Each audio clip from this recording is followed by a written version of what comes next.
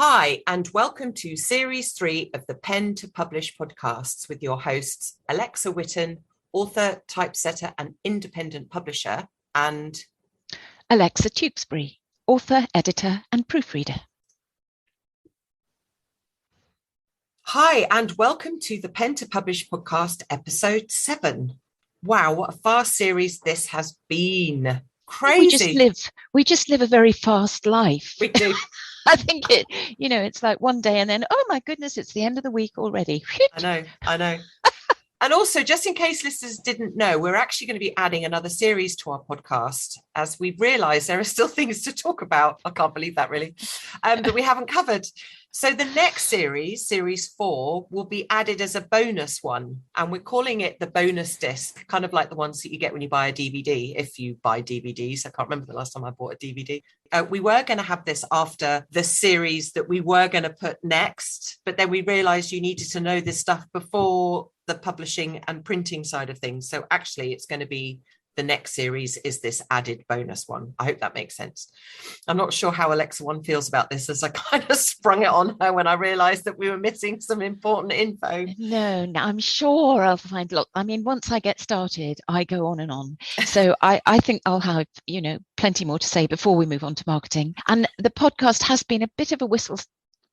It's really hard to say whistle stop. I don't know if you've noticed that. Whistle stop. The podcast has been a bit of a whistle stop tour. There, did it? On self-publishing so far. So yeah, I think a bonus series will certainly be a chance to delve into things a little bit more. And we get to spend more time together creating content. So, win-win. It is a win-win. Yeah, I think it wasn't until I was laying out stuff for this series that I realized, I haven't actually spoken about that, or I haven't actually delved into that subject. And I think it's important that people know that. So I jotted a few things down. I think, Alexa, you came up with some associations to belong to as well. Yes. So we're going to add those things in. It's going to be a real mishmash, I think, of extra stuff, but there you go. But anyway, today we're going to be talking all things images, color and output. Last week, I spoke very briefly about images, only in the fact of what goes on a cover, but not really in any detail. So as you know, from last episode, I talked about how important it was to have a striking image for your cover. Well, you must also make sure it falls within output parameters too. So what I mean by that is it needs to be in high enough resolution. Now that's a fancy term for quality. Basically, it needs to be a high quality image and made up of enough little dots that make up that image. And the magic number is 300. And it'll be referred to as DPI. So a number of DPI, which means dots per inch. And any decent illustrator will know that term. Well, thank goodness I'm an editor then and not an illustrator, because I did not know that. 300 DPI, or DPI is dots per inch. And it's very important that you know this. On web, you need just 72 DPI. In fact, they prefer it if you don't use anything higher because it takes up too much space on the internet. But for printing, it's 300 DPI. So once you have your image, you then need to think in rules of thirds. So you break up your cover into sections and you have your image covering 1/3, leaving 2/3 for the writing. Now, if you're clever, you can use half and half, but you must remember to position the picture in such a way that the text is still seen and readable. I'm a fan of putting text within an image, so that gives more space then on the page for other stuff. If you go to my website, www.thebookrefinery.com, you'll see some hopefully good examples of covers, which are along the bottom of my page. Now, lettering, we spoke about this last week. Just make sure your typeface is large enough to stand out. We talked extensively about the style of typeface in other episodes, so I won't repeat it here. But if you're making the title of your book the image, as in you have no image, then make sure you spend time getting the spacing and sizing right. This is kind of where I don't like Canva being used for covers. Canva offers you a ready-made template for cover design, but I don't like the spacing they use in it. And I think you can tell a Canva cover a mile off. So I'm not a fan of Canva for book covers. I know people do use it because it's a cheap option, but honestly, get a proper book cover designer. It is the most important part of your book in terms of visual appearance. Now, on the back of your cover, you can either have a wraparound image, which means the picture from the front goes all the way around the whole book, or you can have a plain back. It just depends. It's up to you. Just remember when choosing your image, if you're going for a front cover only, then you need a portrait orientation picture, as in it's higher than it is wider. But if you're going for a wraparound image, then you need to make sure that you choose a landscape orientation picture, as in it's wider than it is taller. So that's the cover sorted. Let's talk about images within the book. Now, this also goes for the cover as well, but you need to make sure you have the right copyright for use. That is, if you bought the image from places like iStock or Shutterstock, then you're okay, as they automatically license the image when you buy it. What isn't okay is just grabbing a picture off the internet and using that. I mean, it won't be at the right resolution anyway, but as it will only be 72 dpi, as I've explained.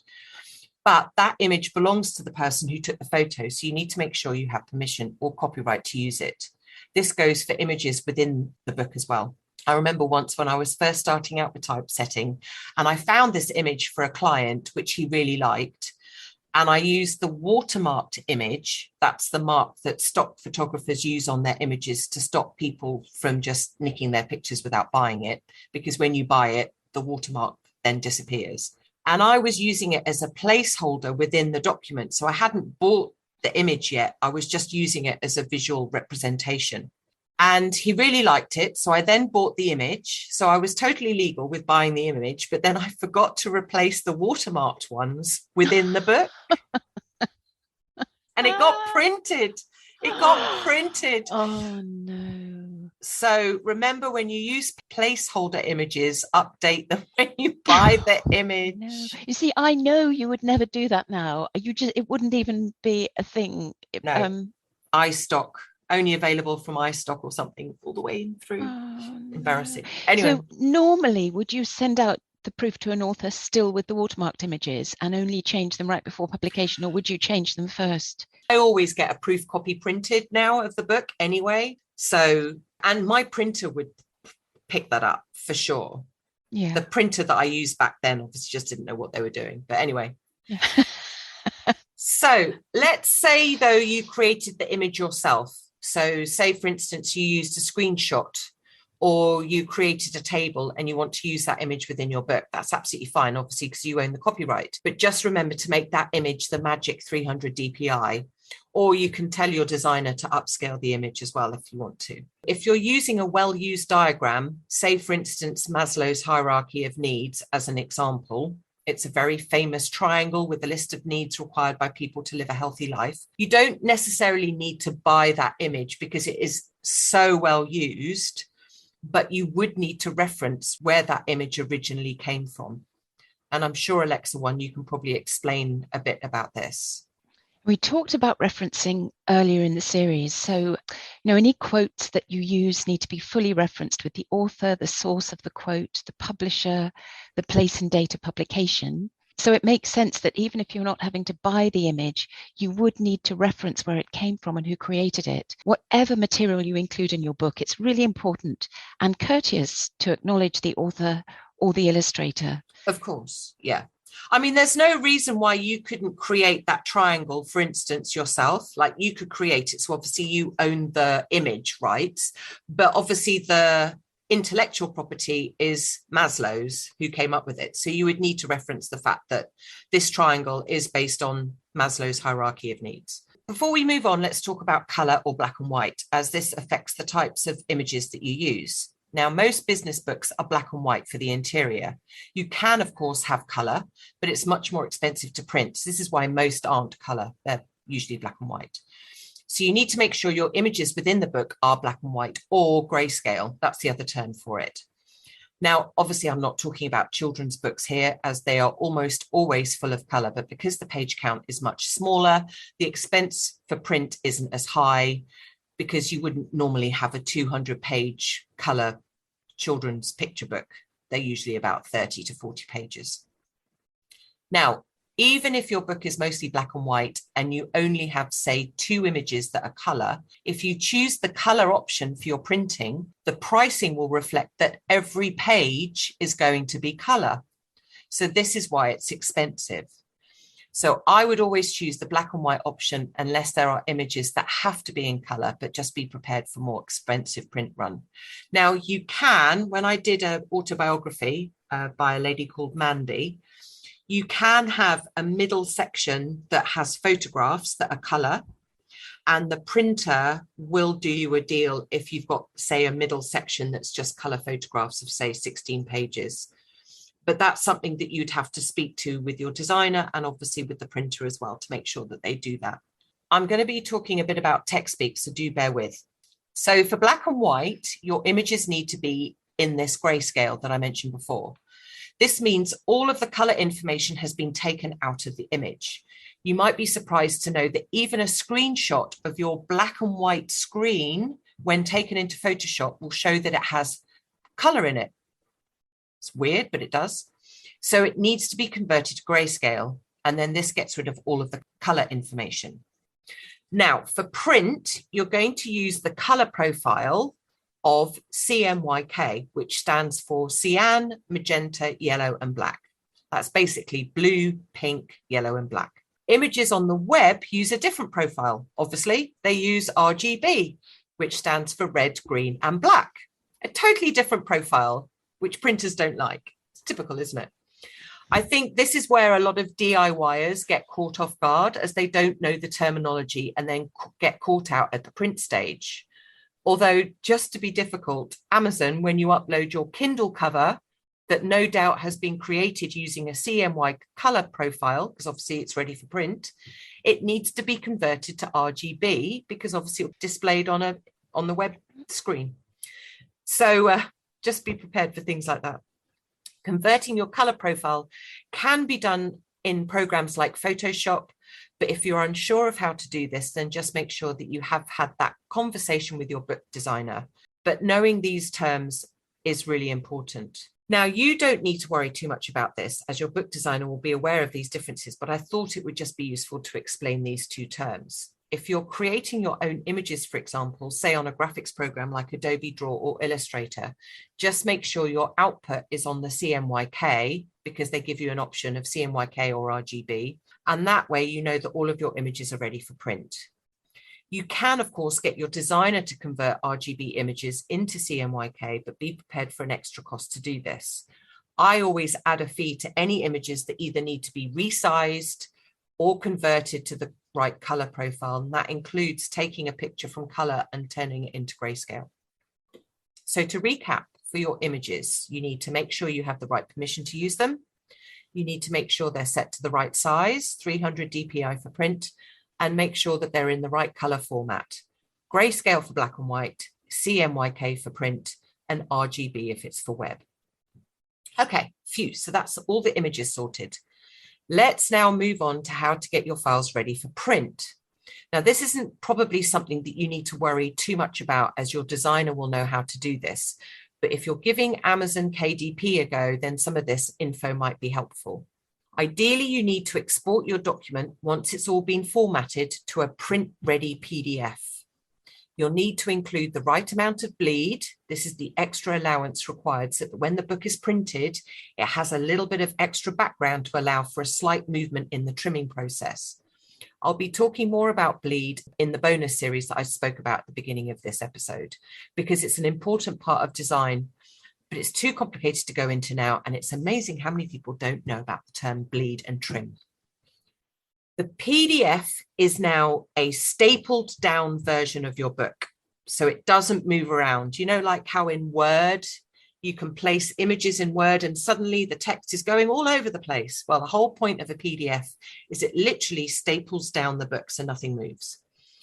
KDP have a very specific output requirement, so do make sure you follow their guidelines. They do have a really good guideline checklist for you, but it's full of tech speak and jargon, which I've kind of tried to explain about bleed and trim, so it might be a bit confusing. I do have a KDP upload service to help authors with this side of things. And I get the files all ready for the platform, then upload the book with the client over Zoom. Because I've known for first-time authors wanting literally to tear their hair out because of these parameters within KDP, as they're very particular and they just don't understand what they're doing. And when they come to upload it, they get all sorts of error messages and they get really frustrated. So this is why I have the service. I can do KDP file setup in my sleep now because I do it so often for so many people, and it literally takes me 15 to 20 minutes to do. So that might be the easiest option for you. All of the details of that are on the show notes. Most brick and mortar printers will require a print PDF output as well, and will have their own bleed requirements. So do check with them first before you send them your print ready files. Well, I mean, Alexa 2 did say that was going to be technical, listeners. I don't know. I'm listening in awe, really. And honestly, lovely listeners, if you are starting to get brain smoke, don't worry, because so am I. Your DPIs and your PDFs, CMYK, RGB. Yeah. No. I mean, who knew, really? Just there's the book. But anyway, but as Alexa 2 says, you'll find all the information she's given you helpfully laid out in the show notes. So that should make everything much clearer when you can actually see it in front of you. Yeah, it's really complicated at the beginning. Like when I started talking to Kylie, who's now obviously an illustrator for children's books, and I was explaining to her about needing room for bleed and trim. I mean, her head exploded as well. She's like, I don't understand any of this. So I explained it to her, and then she totally understood what I was talking about. And it's a lot to take on at the beginning. People think, oh, I'm going to write a children's book, it's really easy. It actually it really isn't. It really isn't. So I would always say hire professional people who know what they're doing, as in a children's editor, Alexa 1, tick, a children's illustrator, Kylie Dixon, tick, and then a children's specialist typesetter. Oh, that would be me, tick. You're working with the dream team. And we know all of this stuff. So all you then have to concentrate on is getting the words on the page. Everything else is left to us. So that's everything for this episode. And I hope you have a better understanding for all things images. Now, next week, we're going to be talking to Lucille Osai. She is a Nigerian author who wrote a fantastic book called Influence and Thrive. And Alexa 1 edited it. I obviously typeset it. She had a very specific idea of what she wanted the book to look like. So from me as a typesetter, it was actually really nice to work with an author who really had a clear vision of what they wanted. And then I worked with her to make sure that her vision then was on the page. So it's a really good example of typography, examples of everything I've spoken about. So we've got Johnson boxes, we've got color images, because she did get a color version done. She's got pull-out quotes, she's got all sorts of lovely things within her book. And so I think she's the perfect person to come and explain her side of things on the next show. Yeah, I'm really looking forward to talking to Lucille. As Alexa 2 says, Lucille is someone who knows exactly what she wants from her business life, and she certainly knew exactly what she wanted when it came to producing her book. I think you had a lot of discussion, didn't you, about what was going to look right and what wasn't going to look right. Yes, I think that's going to be a really interesting conversation. Yes, so we look forward to having you join us for that. And until then, thanks so much for listening, and it's goodbye from me. And it's goodbye from me, and it's really kind of our last little it's our last episode of just the two of us. We'll be seeing you in series 4 with our bonus stuff.